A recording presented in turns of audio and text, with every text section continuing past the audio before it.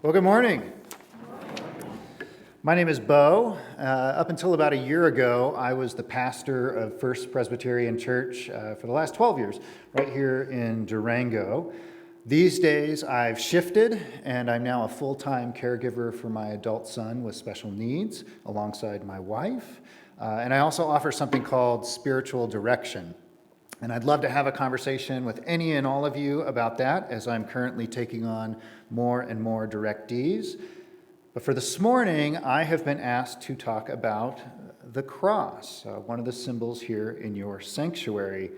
The symbol that if you see it, you just kind of know that's Christianity. That's got something to do with Jesus of Nazareth. That's Christ of the cosmos. Nothing connects Christians to their faith quite like the symbol of the cross.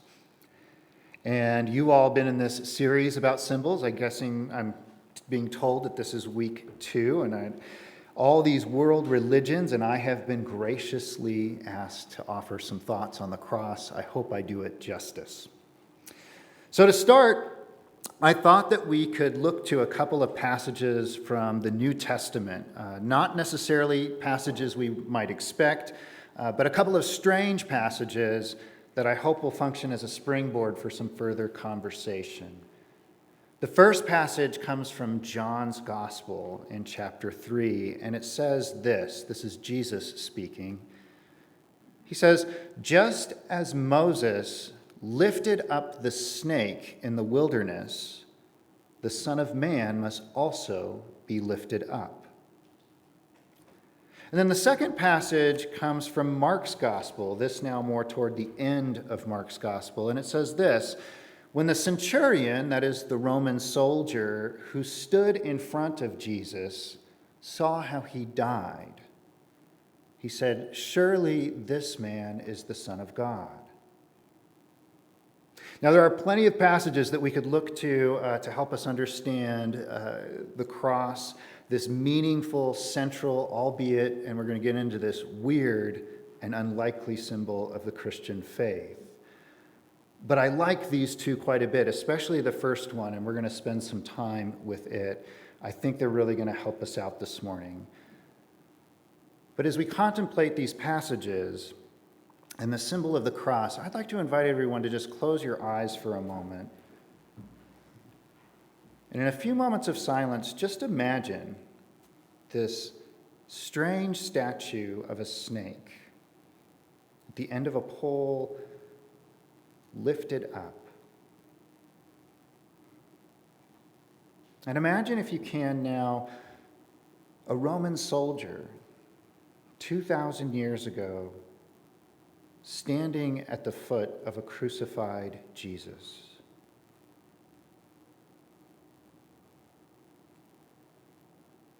And then imagine, if you can, the image of a cross, maybe a cross you have in your home, or that you wear, or the one here in this sanctuary.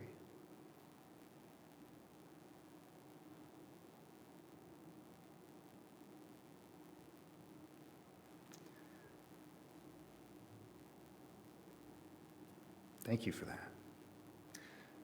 So there's this slogan in Austin, Texas. Anybody ever visited Austin before or from Austin? Okay, so you're probably going to know this. It's this catchphrase, and it's way more than just a bumper sticker, way more than just a clever motto. This is the culture of Austin. This is, these people embody these words. Can anyone think of what that slogan is? Keep Austin weird. Keep Austin weird. That is a weird slogan. But there's something about it. I've only visited Austin the once, and it was about 20 years ago, and it's just undeniable. It is unquestionably Austintonian. Keep Austin weird.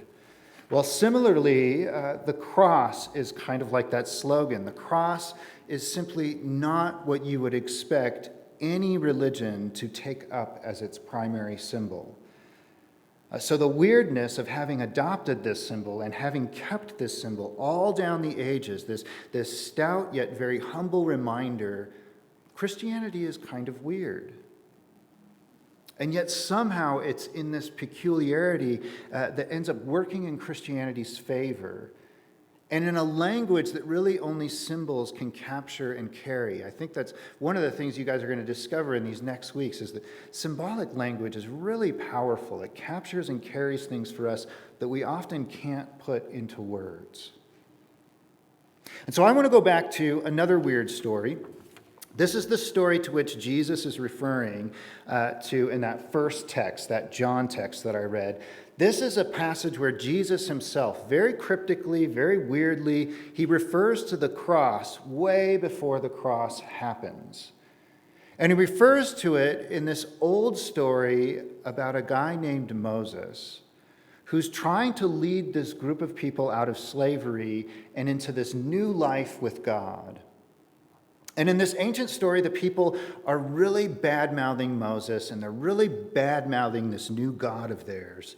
They're being such a hard and difficult and awful group that they're even going so far as to say of this new God and of Moses, they are so bad that we were better off as slaves back in Egypt. They would rather be slaves in Egypt than be free in the desert. And so we're told in this story, God gets pretty irritated about this. He doesn't like that.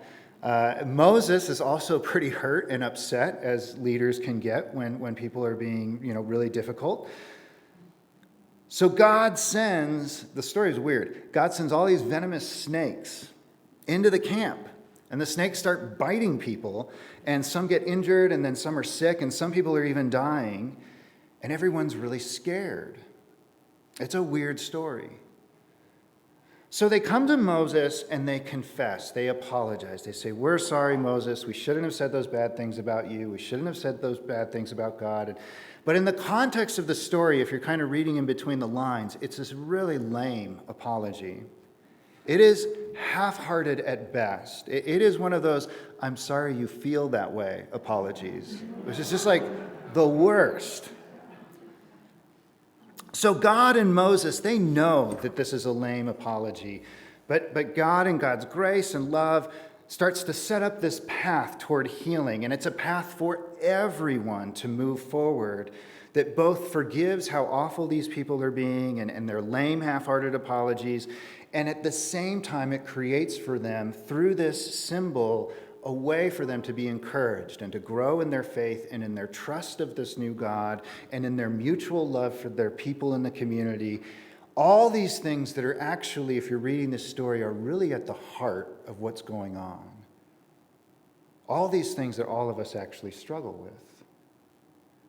But it's weird. The solution is weird. God has Moses make what you would call a graven image. Now, you are not supposed to do this. In fact, this is the second big no in the Bible. There's 10 commandments, and this is the second commandment. It says, you shall not make any graven images of anything in the air, on the land, in the sea. You do not do that. That's number 2 of 10.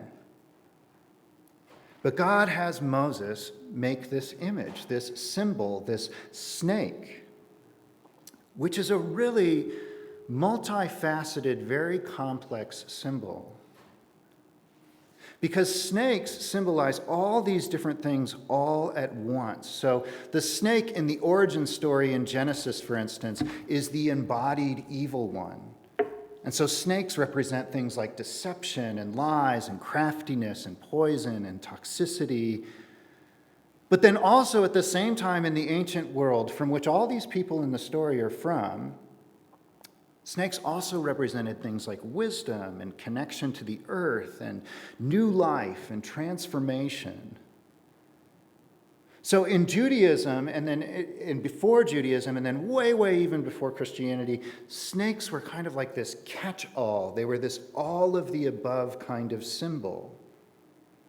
And the snake held within the one symbol the epitome of life and the essence of death. And it held these two together. It was both and. But then the story gets even weirder.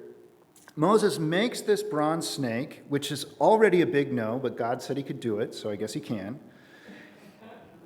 And then Moses is to put that image, that bronze snake, atop this pole, and he is to, the words say, lift it up. Lift it up. And if you look at the snake when you've suffered a snake bite, if you look at it, you will be healed. And if you don't, you will die. Now that's just weird in and of itself, but underneath this, something even stranger is going on. In the surrounding world's religions of that time, there's this belief, and it's all over the world, in something called sympathetic magic. And it's this belief that if you were, let's say in this case, poisoned by some plant or animal, if you were to then carve an image of that plant or that animal or that natural object, and you were to look at it, there would be this kind of transference of energy. Maybe you're giving back to that creature its poison. Or maybe you violated some code, and so you're making amends with that creature or that thing. But behind this idea, and if you really think about it, it's a pretty natural conclusion to draw, and it was a part of all ancient religion, is that in these objects that you made, in the image of the animal or the plant or whatever it was, there was imbued some of its divine power. And everyone did this. This was global ancient religion. They all did it in different ways, but the fundamental beliefs and practices were basically all the same. Divinity, spirit, magic, power was located in the thing, whatever that thing was. And so to make an image of that thing was to capture, almost like a photograph captures, was to capture some piece of that divinity, some part of its spiritual power, some part of its magic. And everyone in Moses' tribe knows this, and they've done things like this maybe thousands of times before. It's very familiar territory for them. So why then does God, who emphatically says, no, I don't want you to do that, then kind of change his mind and go ahead and say, no, in this case, go ahead and do it? God, who's trying to pull this people out of this sort of old perspective, this old way of doing things, and share with them these kinds of new ideas and new ways of being. Well, here's my best shot at this, having worked with people on their spiritual journeys of all kinds for the last 25 years. The reason that God is doing this is because they're not just slaves to Egyptian slaveholders. They're also slaves to this ideology. They're slaves to a set of presuppositions about how the world works and how people work and how the gods work. And God is saying always, as weird as it may be, through grace and love, I think what God is saying here is you're definitely onto something. In the case of these graven images, you're definitely onto something that's just not quite it. The journey of faith, it doesn't stop in Egypt. That's just the beginning. Now you've got to go through the desert. Now you've got to face the snakes. Because there are these new ideas and these new ways and these new modes of being that are yet to come for you. So how can you move a people? How can you move a tribe or a nation or a church from one place to another? Well, I think what this story tells us, and eventually what the cross is telling us, is that you have to do it one step at a time. And more often than not, it gets weird. And that, I think, even though we don't always understand the details of these stories and the background, I think we can understand that. Our spiritual journeys are one step at a time. And more often than not, they can get weird. And so you might even take a thing that literally represents death in your community, like a poisonous snake infestation, or you might even take a thing like a cross that literally all it represents is death. And you take that something that is very old and familiar. People know what this is, and they know what it's about, and they know what it does. But you use that thing, that old thing, to say something entirely brand new. and you make this instrument of death at the self-same time represent new life. You get weird. The thing about weird, though, is that it works.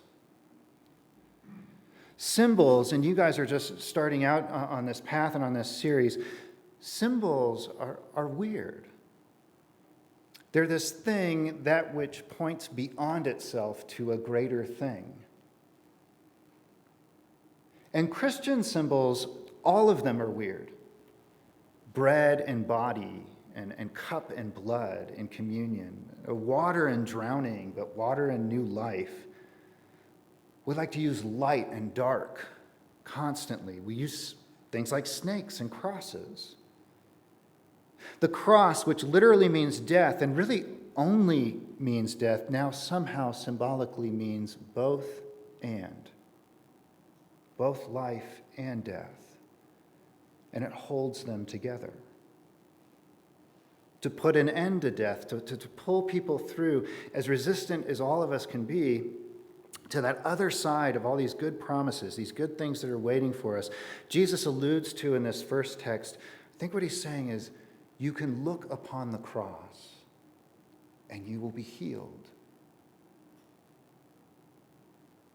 It's the power and the grace of God, and it is weird, yet we keep it weird because it works.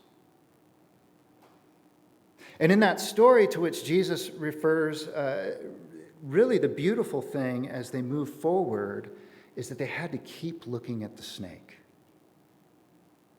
You see, the venomous snakes in that story, they never disappear. They never go away. God doesn't get rid of the snakes. That's not the solution. It's as though in that story it says the only way forward in faith and in our spiritual journey is we have to face the snakes. We can't just have them disappear. So that need to constantly look toward that source of healing through this symbol of healing, it was ever present. In fact, when they finally got to where they were going, they kept the snake and they kept it in their temple as a reminder. Now, just very briefly, I want to look to that last line in the Mark passage. When Jesus, it says, the words, same words, was lifted up. And someone who'd just put him there, who had really participated in just killing him.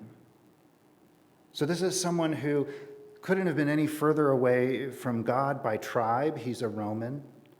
By belief, he's a pagan. By behavior, he's a murderer. When he saw how Jesus died, when he looked to the cross, we haven't even gotten to the resurrection. That's another weird part.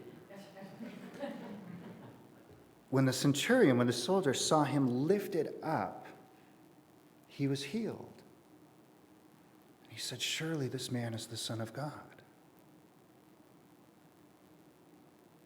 So when Christians look to the cross within the one symbol, the essence of death, the epitome of life, and we try to capture and carry this belief and this message that when Jesus was lifted up, it brought healing to the world and an end to death and a new beginning for life. And so we keep looking. That's why we keep these symbols in our sanctuaries. We keep looking because the snakes are still here. We keep looking because we need guideposts on the path constantly. We keep looking because it grows us out of old ways and into new ways of being and thinking and doing life. We keep looking because it's weird. And we need to keep it weird because somehow weird works. Thank you for letting me share a little bit about the cross this morning.